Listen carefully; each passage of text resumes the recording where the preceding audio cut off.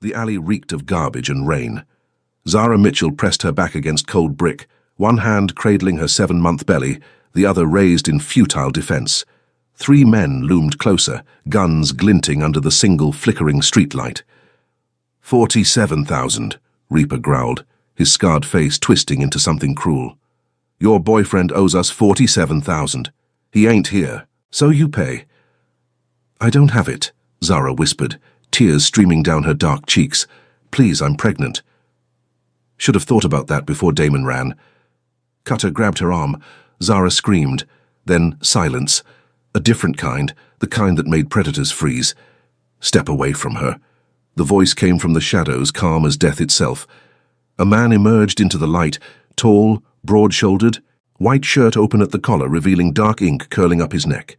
His eyes were black glass. Reaper laughed nervously. This ain't your business.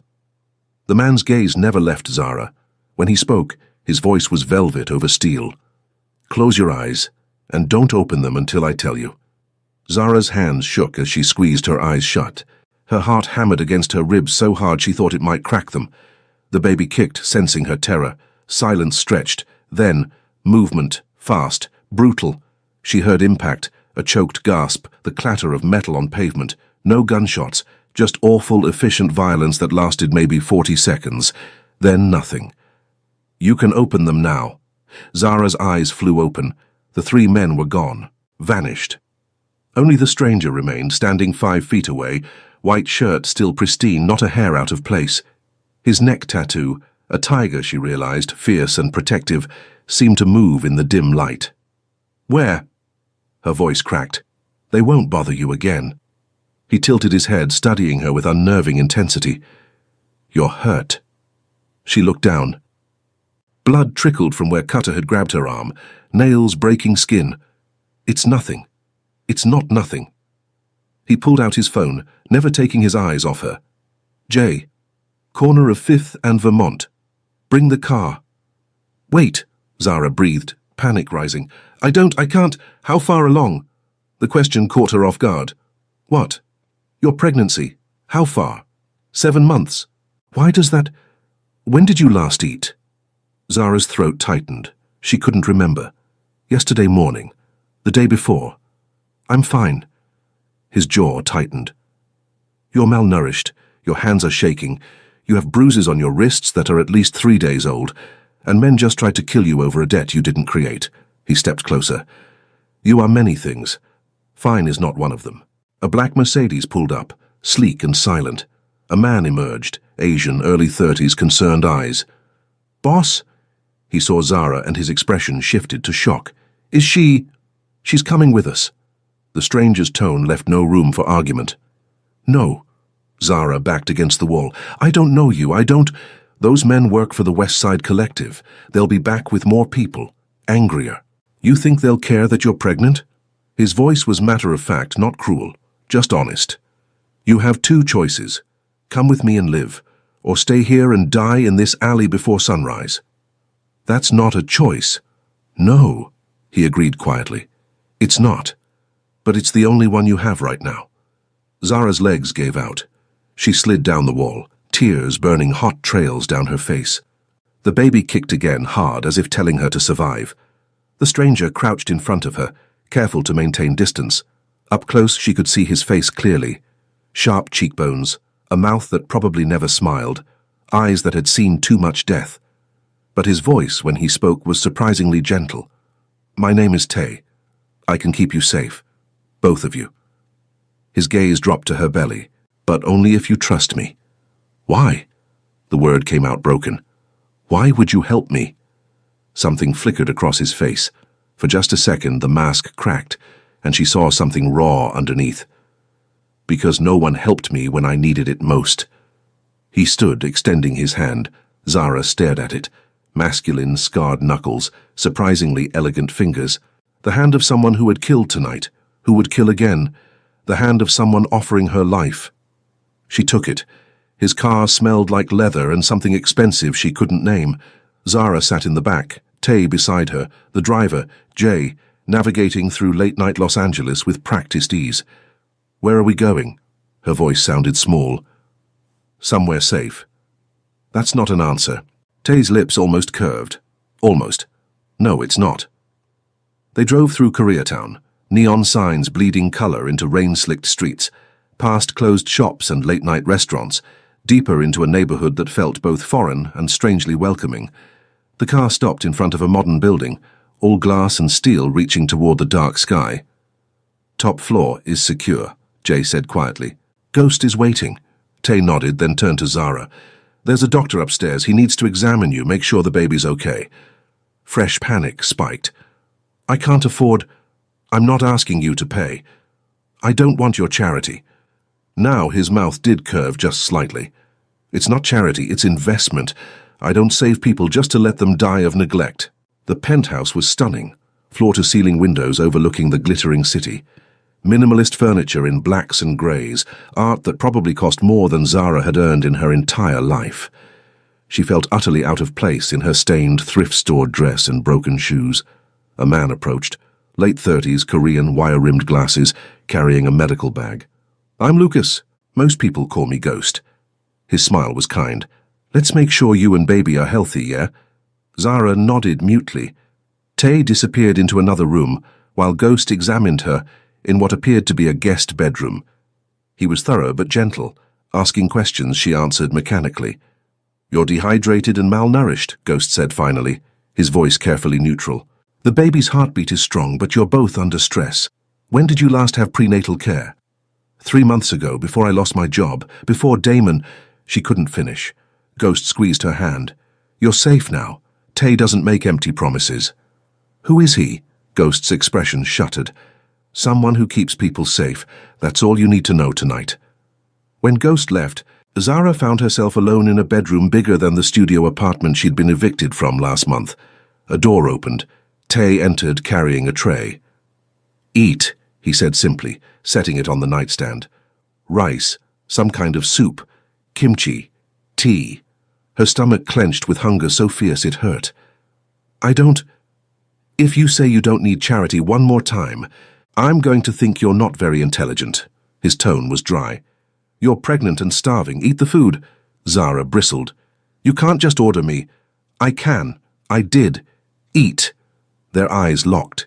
His were unreadable, hers furious, but her hands betrayed her, reaching for the soup before pride could stop them. She ate. He watched. Neither spoke. When she finally finished, he stood. Sleep. Tomorrow we'll discuss what happens next. What does happen next? Tay paused at the door, his profile sharp against the hallway light. That depends on you.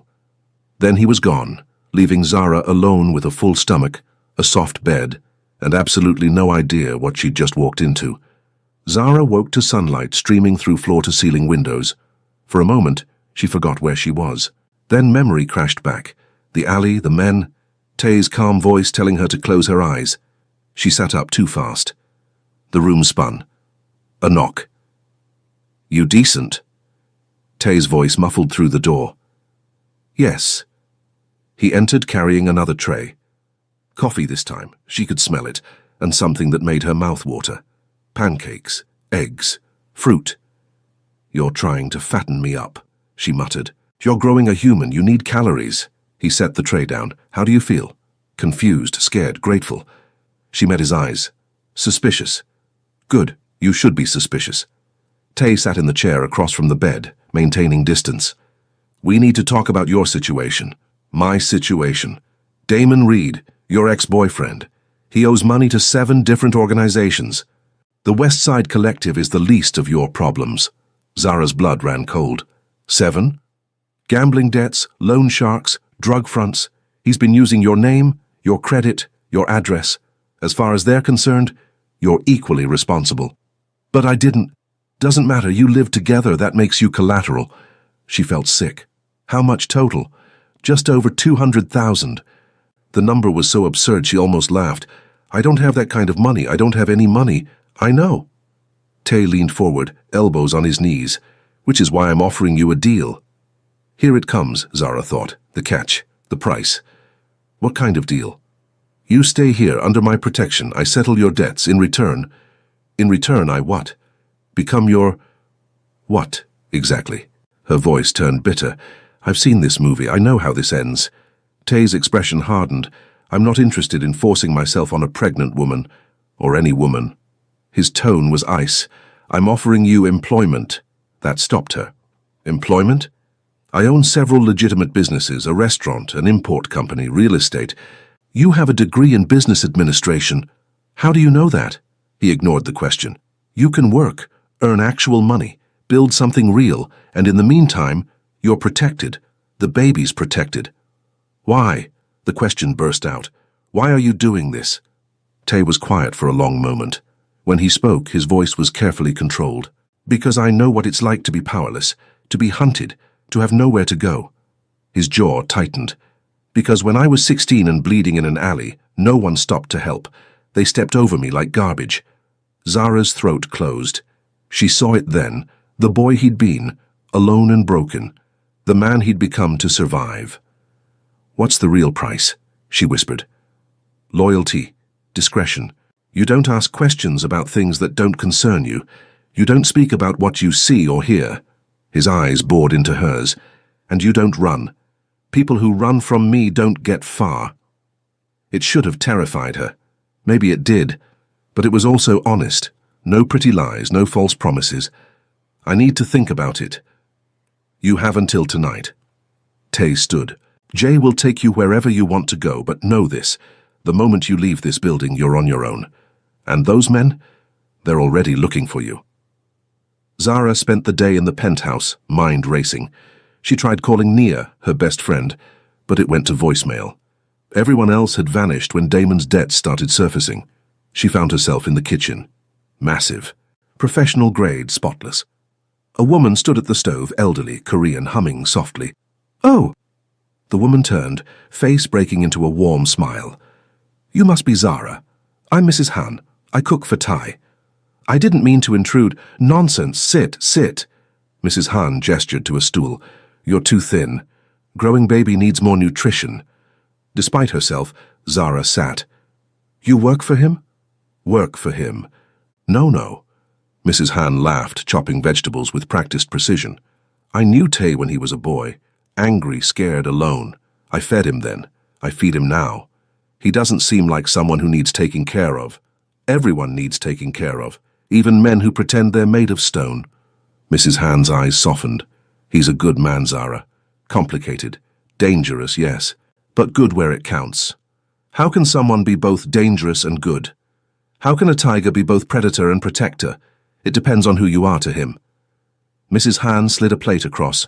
Kimchi fried rice, perfectly seasoned. Eat, then decide if you trust him. The food was incredible. Zara ate slowly, thinking. That evening, Tay found her on the balcony, watching the sun set over Los Angeles. Have you decided? He asked. Zara touched her belly, feeling the baby move. I have conditions. His eyebrow raised slightly. Go on. I work. Real work, not make-believe. I earn my keep. Agreed. I want to know what I'm walking into. Not everything, but enough to protect myself and my baby. Within reason. And when the debts are paid, when I'm safe, I can leave. No strings. Tay's expression was unreadable. If that's what you want, it is. Then we have a deal. He extended his hand. Zara looked at it. The same hand from last night, still scarred, still dangerous, still offering life. She shook it. His grip was firm, warm. Welcome to my world, Zara Mitchell. Try not to die. Comforting. I don't do comfort. I do survival. As he turned to leave, Zara called out, "You or Tay?" He paused. Thank you. For last night. For this. He looked back, face shadowed in the fading light. Don't thank me yet. You don't know what you've agreed to. But there was something in his voice, almost like regret, almost like warning, almost like he was already in deeper than he'd planned to be. 3 weeks passed in a strange new rhythm. Zara worked mornings at Tay's restaurant, Mrs. Han's place actually. Though Tay owned the building, she handled inventory, managed suppliers, learned the business from the inside out. She was good at it. Better than good. You have a mind for this, Mrs. Han said one afternoon, reviewing Zara's reorganized ordering system. Tay was right about you. He talks about me. Mrs. Han's smile was knowing. He watches. That's how he talks. Zara had noticed. Tay was always there, not hovering but present. Morning coffee appeared before she asked. Her favorite foods showed up at dinner. When her feet swelled, a footstool materialized. He never made a fuss, never drew attention. He just noticed, but he kept distance. Always professional, always controlled. It was driving her crazy. "You're staring," Nia said during her first visit to the penthouse. Her best friend sat across from her, eyes narrowed with concern. "At him. You're staring at him." "I am not—" "Girl, please. I saw how you looked when he walked through." Nia leaned forward. "Be careful. Men like that, they're dangerous. He saved my life. And now you're living in his house, working in his business under his protection. That's not salvation, Zara, that's ownership." The words stung, because part of her wondered if Nia was right. That night, Zara found Ty in his office, a room she'd been told was off limits. The door was cracked open. She knocked softly. "Come in." He sat behind a massive desk, shirt sleeves rolled up, tattoo visible, papers spread before him. He looked tired, human. "I wanted to talk," Zara said. "So talk. Nia thinks I'm making a mistake, staying here." Tay's expression didn't change. "What do you think?" "I think I don't know you. Not really. You saved me. You're protecting me. But I don't know anything about you. What do you want to know?" "Everything, nothing, something real." She stepped closer. "Why did you really help me that night?" Tay was quiet for a long time. When he spoke, his voice was low. "My mother was pregnant when my father's enemies found her. I was 10. They didn't care that she was carrying my sister. They killed them both." Zara's breath caught. "Tay—" "I watched. Couldn't stop them. Couldn't save her." His hands flexed on the desk. "When I saw you in that alley, pregnant and terrified, I couldn't walk away, wouldn't. I'm sorry. Don't be. It made me what I am." He looked up, eyes dark. "I became powerful, so I'd never be helpless again, so I could protect what's mine. Am I yours?" The question hung between them, heavy with implications. "You're under my protection," Tay said carefully. "That's not the same thing." "Isn't it?" "No." He stood, moving around the desk, closer. "If you were mine, Zara, you'd know it. There'd be no question." Her heart raced. "And if I wanted to be?" Tay stopped, jaw tight. "You're pregnant with another man's child, vulnerable, dependent on me. Anything between us would be complicated. Wrong. Because you'd be taking advantage." "Yes." Zara laughed, the sound slightly bitter. "What if I'm the one taking advantage? Free housing, food, protection. Maybe I'm using you. Are you? I don't know anymore." She touched her belly. "I came here to survive. But now what? Now I notice things. The way you make sure I eat. How you moved the furniture so I wouldn't trip. That you learned what tea I like." She stepped closer. "You say you don't do comfort, but you're the most attentive man I've ever known." "Zara." His voice was strained. "Don't. Don't what? Notice that you care? That this isn't just business?" "It has to be just business." "Why?" "Because." The word came out sharp. He ran a hand through his hair, composure cracking. "Because I don't get to have this. I don't get to care about someone and keep them safe. Everyone I've ever cared about has died. I'm not dead. Not yet." The bleakness in his voice broke something in her. Zara closed the distance between them, reaching up to touch his face. He flinched, but didn't pull away. "I'm not her," she whispered. "I'm not your mother or your sister. I'm not a ghost you need to save." "I know." "Then what am I?" Tay's hand came up, covering hers against his cheek. "A mistake I can't stop making." He pulled away, putting distance between them again. "You should sleep. It's late." Tay— "Good night, Zara." Dismissed. Again. Zara left, frustration and something deeper churning in her chest. She didn't understand this, didn't understand him, didn't understand why the space between them felt both too wide and not wide enough. She was almost to her room when she heard voices. Tay and another man, Jay. "You're getting too close," Jay said. "Everyone sees it. I'm protecting her, that's all." "Is it?" "Because Morozov noticed. He's asking questions. About her. About why you care." Silence. Then Tay. "Let him ask." "Boss, if he thinks she's leverage, then I'll kill him, and anyone else who touches her." "You hear yourself? This isn't you. You don't break protocol. You don't expose yourself for... For what, Jay? Say it. For a woman you barely know. For a baby that isn't yours." Another silence. Longer. "I know," Tay said finally, voice raw. "I know it's stupid, dangerous, everything I've worked for, risked. But when I look at her..." He didn't finish. Zara pressed her hand to her mouth, heart thundering. She wasn't the only one falling, and that terrified her more than any threat could. The illusion of safety shattered on a Tuesday. Zara was at the restaurant, reviewing invoices in the back office, when the front door chimed. She glanced up through the window and froze. Damon.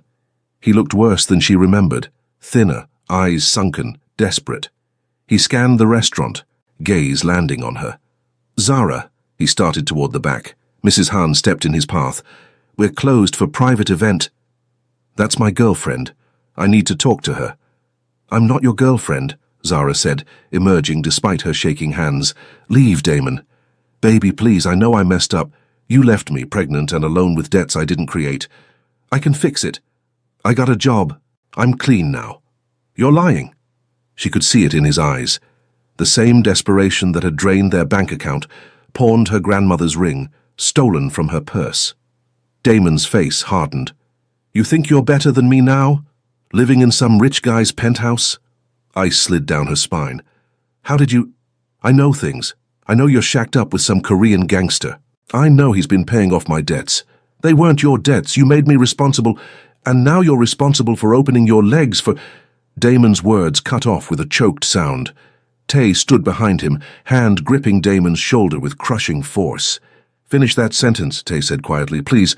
Damon went white. Up close, there was no mistaking what Tay was.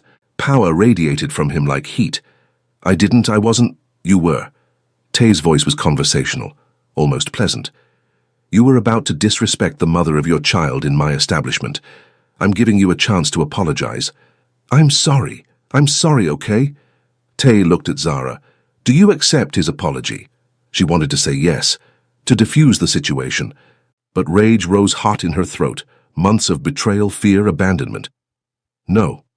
Tay smiled. It was terrifying. "Then we have a problem." "Boss?" Jay appeared in the doorway. "Morozov's men are outside." Tay's expression went blank. "How many?" "4 cars. Get her upstairs now." "I'm not leaving," Zara started. "This isn't a discussion." Tay's eyes met hers, and she saw something that made her blood freeze. Fear. Not for himself. For her. "Jay, take her and Mrs. Han. Back entrance. Don't stop until you reach the safe house." "What about you?" "I'll handle this." "Tay!" He cupped her face, the gesture so sudden and tender it stole her breath. "Trust me, please." Then he was gone, striding toward the front entrance. Jay grabbed her arm. "We have to move." Everything happened too fast. Jay hustled them through the kitchen, Mrs. Han surprisingly quick for her age.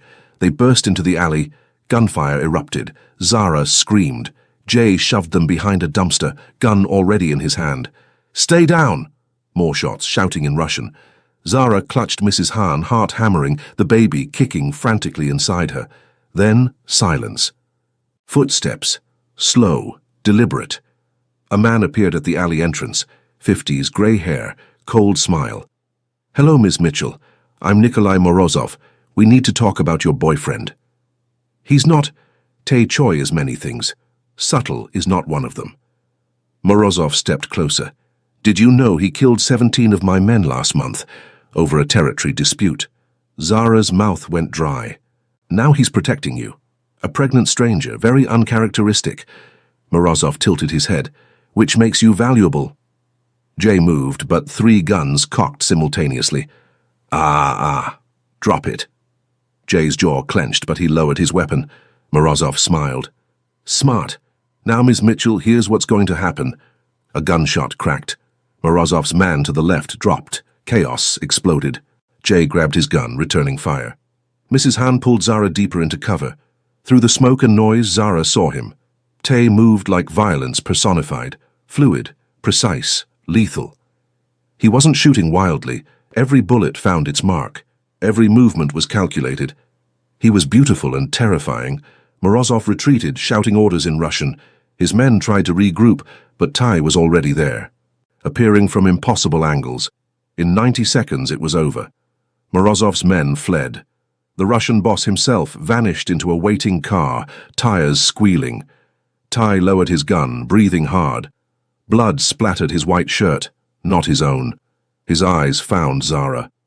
"Are you hurt?" She shook her head, unable to speak.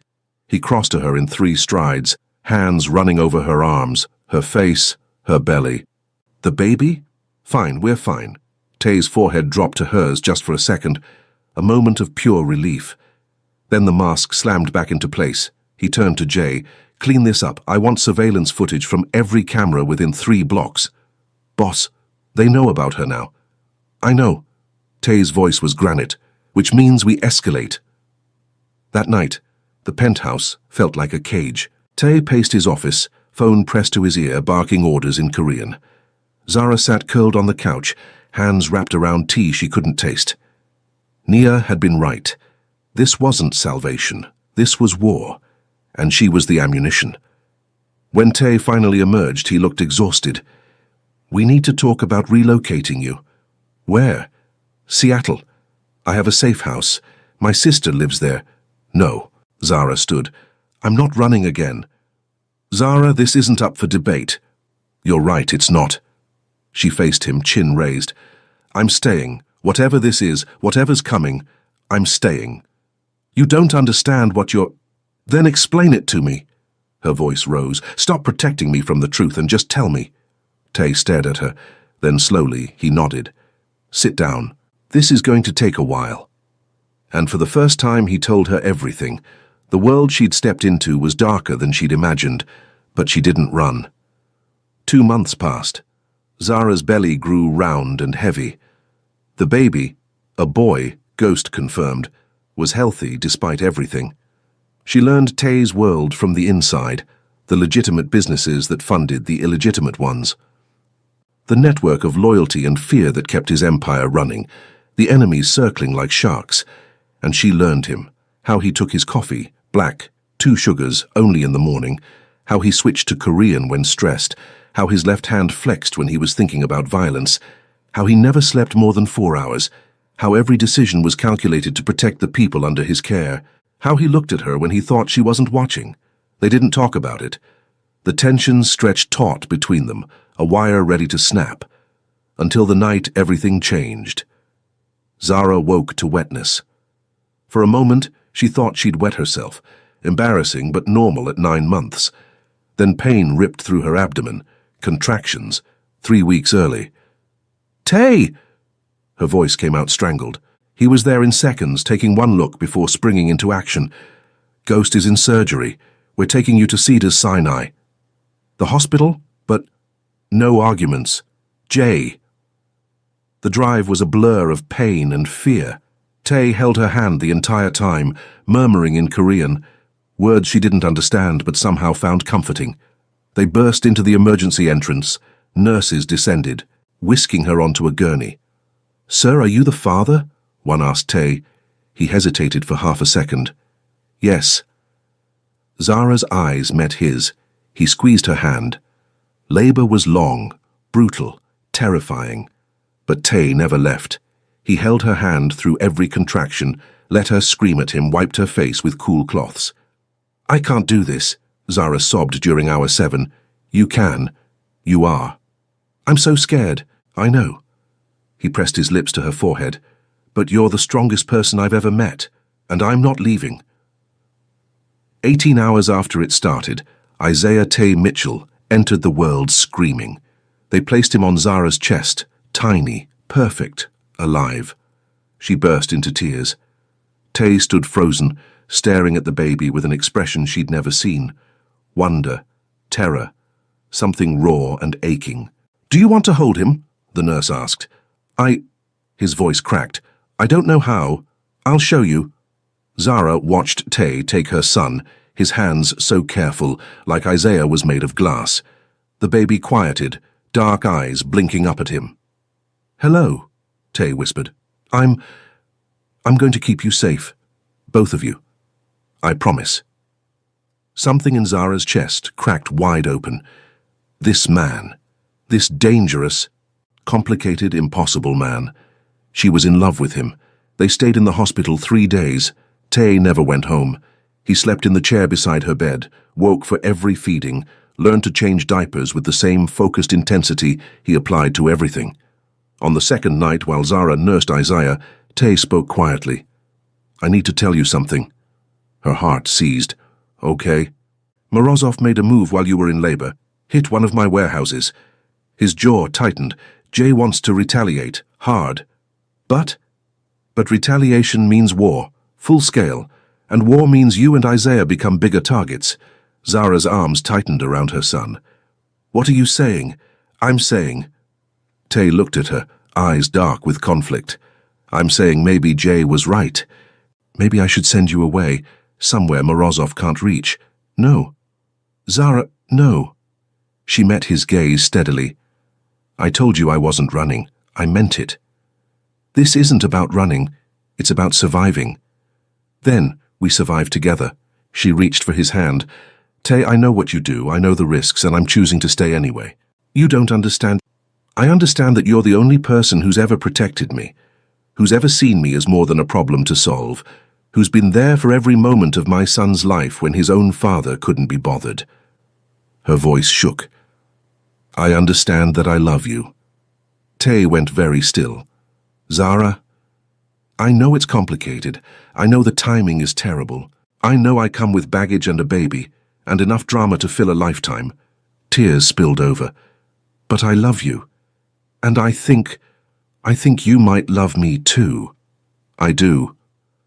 The words came out hoarse. God help me, I do. Since the moment I saw you protecting your belly, even while those men were threatening your life, since you demanded to work instead of accepting charity, since you looked at my world and didn't flinch. He cupped her face. You terrify me. Because loving you means losing you. Everyone I love dies, I know. She turned her face into his palm. But I'm still here. We're still here. Tay's thumb brushed her tears.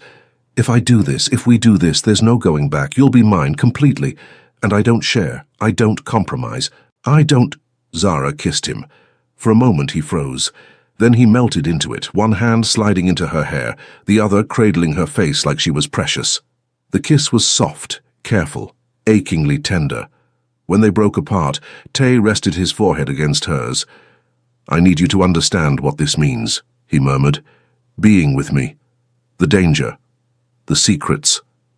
The life. I understand. No more halfway. No more pretending this is just protection. I don't want halfway. I'm not an easy man, Zara. I'm selfish and possessive and... She smiled. And you learned to change diapers for a baby that isn't biologically yours. And you held my hand through 18 hours of labor. And you look at my son like he's the most precious thing in the world. He is.